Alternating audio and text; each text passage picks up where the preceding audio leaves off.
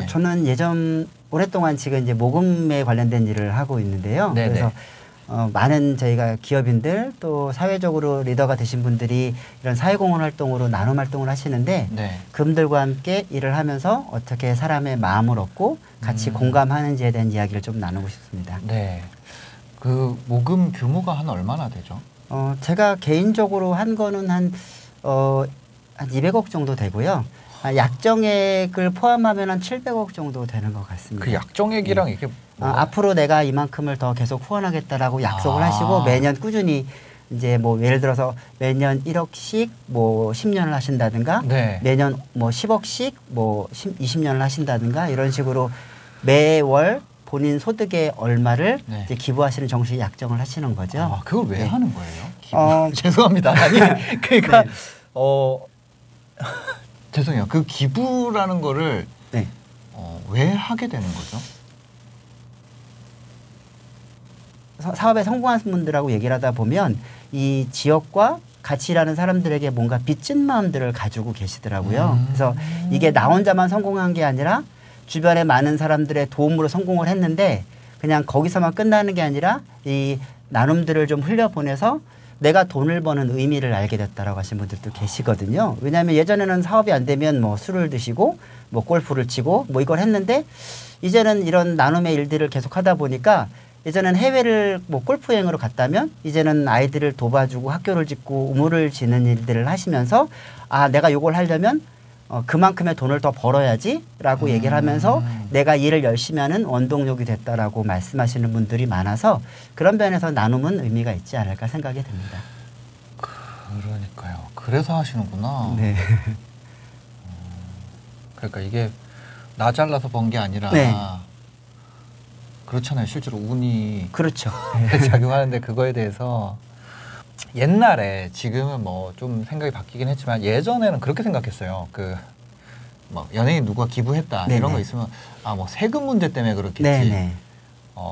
근데 실제로 그 낸 금액만큼 세제 혜택이 생기는 것도 아니잖아요. 네, 그렇죠. 보통은 네. 뭐 한 15%. 그러니까 그 낸 거에서도 15%잖아요. 네네, 그렇습니다. 그러니까 거의 이 코로나처럼 이런 이제 긴급고 같은 경우 100%가 되는데요. 네네. 보통은 한 15% 정도가 되니까 예. 사실은 요즘 같은 이런 세계 약간 기부금도 경쟁처럼 돼서 네. 어떤 연예인이 얼마를 하게 되면 나도 네. 얼마를 해야 되는 약간 이런 부담감이 있잖아요. 네. 근데 그것보다는 사실 기부 자체가 의미가 있는 거라서 네. 세제가 생각보다 그게 좋지 않더라고요. 네, 그렇게 크지는 않아서 네. 저희는 그래서 사실은 세금의 이익이나 금전적인 이익보다는 가치에 대한 말씀을 저희가 드리는 거죠. 의미나. 네. 후원이라는 게 명분이 없으면 구걸이거든요. 그러니까 물건을 주고 그냥 저희 도와주세요라고 얘기하는 것들이 아니라 네. 사실은 저는 기부나 후원에도 품격이라는 게 있어야 된다고 생각을 하거든요. 그래서 단순히 그냥 후원금을 주신다고 네 감사합니다라고 해서 받으면 그 부분에서는 특별한 시너지가 나지를 않거든요. 네. 그러니까 이 후원이 왜 필요하고 이런 걸 통해서 어떤 결과가 있는지에 대한 부분들에 대해서 가치를 공유해야 되거든요. 네. 왜냐하면 이분들은 사업을 하셨던 분들이기 때문에 인풋, 아웃풋이 굉장히 명확해요. 그래서 내가 이거를 예를 들어 투자를 했을 때, 후원을 했을 때 어떤 결과물이 나오는지에 대한 판단이 있어야만 후원을 결정하시게 되거든요. 그래서 대부분 이제 이런 모금이나 이런 사업, 이런 일들을 처음 하시는 분들을 하는 실수 중에 하나가 네. 대부분 좋은 제안서를 만들어서 가지고 가야만 이 후원자가 사업을 결정한다고 생각을 하거든요. 네. 근데 저 같은 경우에는 사업에 대한 것들을 결정할 때 사실 제안서를 먼저 드리지 않고요. 네. 충분히 공감대를 같이 형성을 해요.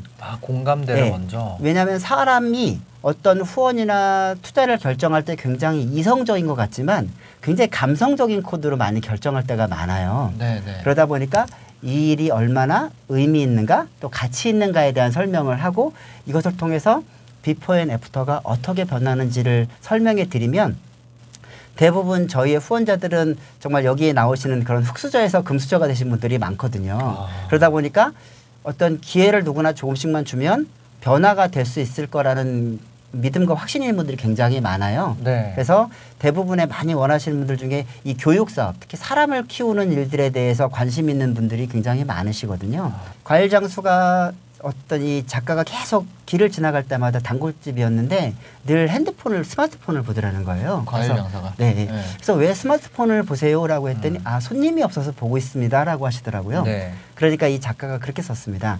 아마 스마트폰을 보고 있어서 손님이 없는 건 아닐까. 그러니까 다시 얘기하면 성공하신 분들은 네. 그 시간에 고객 유치를 위해서 전단지도 돌리고 더 싼 것 좋은 물건을 찾기 위해서 알아보고 다니실 거 아니에요. 네. 근데 자기가 안 되는 것들에 대해서 합리화하는 일들이 굉장히 많이 있거든요. 저희를 보면. 그거 어쩔 수 없죠. 네, 그렇죠. 아, 그쪽으로 생각이 흘러가니까. 네, 네. 네. 그래서 손님이 없어서 나는 이걸 하는 거야 네. 라고 합리화하게 되지만 사실 좀 더 이쪽의 일들을 잘 하고 또 어느 정도의 위치에 올라간 사람들을 보면 남들과는 다른 일들을 하게 되잖아요. 그래서 저도 마찬가지로 사실 그렇게 일들을 하거든요. 왜냐하면 처음에 초창기에 고객을 확보할 때가 굉장히 오랜 시간이 걸렸고 네. 섭외가 됐을 때는 네. 그 고객들을 잘만 관리하면 사실은 영업은 어렵지 않았거든요. 마찬가지로 저희 후원도 후원 조직을 계속 만들고 있어요. 조직? 네. 이 조직은 사실 생명력이 있거든요.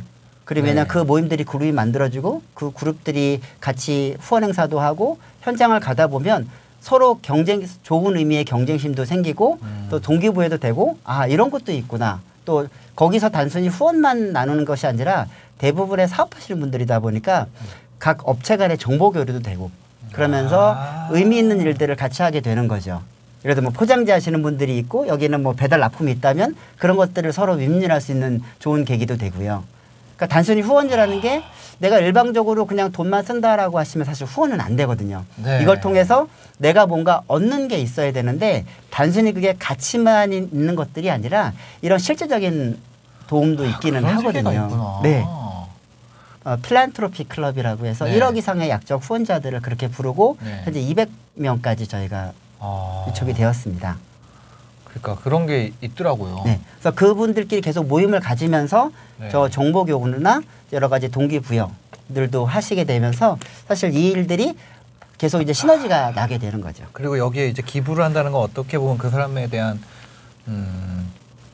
그런 게 좀 되잖아요. 검증이. 네. 그리고 저희는 이제 이 후원자라는 게 후원자로 끝나는 게 사실 저희는 이제 이 후원자가 저희 기아대책이라는 단체의 팬이 되게 하는 거거든요. 네. 그러니까 아까 말씀드린 것처럼 제가 일일이 그 후원자들을 다 개발하고 다니는 것보다 제가 그 섭외하고 같이 했던 후원자들이 자기 아는 분들을 네트워크를 만들어서 연결하면 훨씬 많은 사람들이 연결이 되잖아요. 네네. 그러니까 조직이 일을 하게 되고 후원자들이 감동을 받으면 이게 돈을 받는 일도 아닌데 본인들이 좋아서 자발적으로 일들을 막 하게 되는 거죠.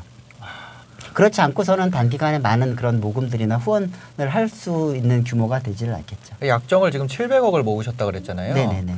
그럼 이거 하는데 기간은 얼마나 걸리셨어요? 한 200억까지 되는 데는 한 15년 정도 걸린 것 같고요. 네. 지금 500억 약정 받은 거는 한 2, 3년 정도 된 것 같습니다. 추가로 받은 거는. 저는 스킬보다는 마음의 열정이 제곱이라고 생각을 하거든요. 열정이 있는 사람은 많이 다니게 되고요. 많이 만나게 되고 연구하게 되고 그 열정을 또 이 기업하신 분들은 아시거든요. 늘 왜냐하면 사람을 만나는 사람이다 보니까 이 사람이 어떤 마음을 가지고 있구나. 이 사람에게 투자를 하면 배신을 당하지 않겠구나 생각을 하시기 때문에 그런 면에서 좋은 결과가 나오지 않나 생각이 됩니다. 사실 이 일을 하거나 또 이제 저는 예전에 영업을 했으니까 가끔 하다 보면 자존감이 떨어질 때가 있어요. 그리고 이제 저도 예전에 친구들을 만나면 얼마를 도와주면 돼? 뭐 이거 계약을 해야 돼? 라고 얘기하다 보면 가끔 자존감도 떨어지고 이 일을 언제까지 해야 되나라는 생각이 들거든요. 네. 그런데 내가 이 일을 왜 하는가에 대한 기본적인 원리적인 방식들을 생각을 하거든요. 네. 이거는 나를 도와달라고 하는 게 아니라 정말 어려운 이웃들이 아까 말씀드린 것처럼 새로운 삶과 꿈과 비전을 가질 수 있도록 하는 일들을 하게 되는 거고요. 왜냐하면 대부분의 많은 아이들이 꿈을 꾸고 싶어도 본 게 없으니까 사실 꿈을 가질 수가 없거든요. 아는 만큼 생각하게 되고 아는 만큼 보이니까 그래서 그 아이들에게 많은 것들을 볼 수 있도록 그리고 다른 세상이 있다는 것 그리고 그걸 통해서 교육을 통해서 앞으로 꿈꿀 수 있는 미래가 전혀 달라지는 미래가 있다는 것이고요. 그걸 통해서 그 아이의 인생이 바뀔 수도 있지만 가정이 바뀌고 공동체가 바뀌고 국가가 바뀔 수도 있고요. 또 그 친구들이 또 다른 사람들을 도우면서 또 부의 효과적인 재분배가 이루어지지 않을까 생각이 됩니다.